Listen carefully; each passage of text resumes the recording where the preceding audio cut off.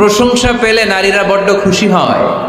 যদি আপনি বলেন যে তোমার রান্নাটা আজকে অসাধারণ হয়েছে, দেখবেন আরেক বাটি আইনা দিতেছে, খাইতে পারতেছে না, এরপর পাতে তুলে দেয়, আরেকটু খাও, আরে খাও না, আছে না নাই? ওই যে প্রশংসা করছেন, খুশি হয়ে গেছে তো। আপনি 10,000 টাকার বান্ডিল দিয়ে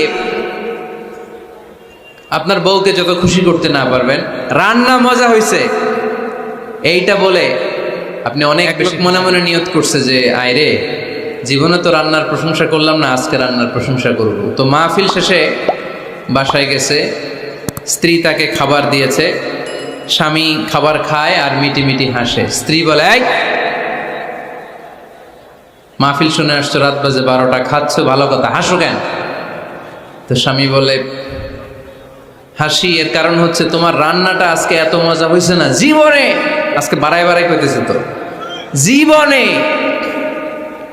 এত মজার রান্না খাই নাই, রান্না মজা হয়েছে শুই না। স্ত্রী তো রেগে গেছে, কি গত 10 বছর ধরে তোমারে রান্না করে খাওয়াই, একদিনও রান্নার প্রশংসা করলা না, আর আজকে পাশের ঘরের ভাবি একটু গরুর গোশতের তরকারি পাঠাইছিল বাটিতে করে, পাশের ঘরের ভাবি একটু আমাদের বাড়িতে তরকারি পাঠাইছিল, তো ওই তরকারি দিয়েই তোমাকে খাবার দিছে, আজকে রান্নাটার আমি করি নাই।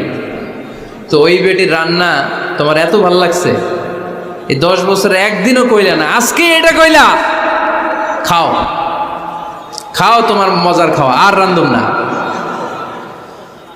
তো প্রশংসা করলে বুঝে শুনে করবেন, একটু এনশিওর হবেন যে রান্নাটা করছিল কে, তা না হইলে কিন্তু ঘরে চুলায় আগুন জ্বলবে না, টানার রোজা রাখা লাগবে, ঠিক কি না?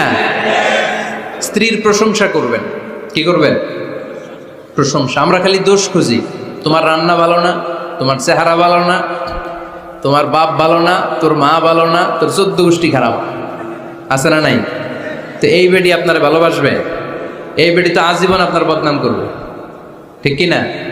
কোনোদিন তারে আপনি প্রশংসা করলেন না, প্রশংসা করবেন।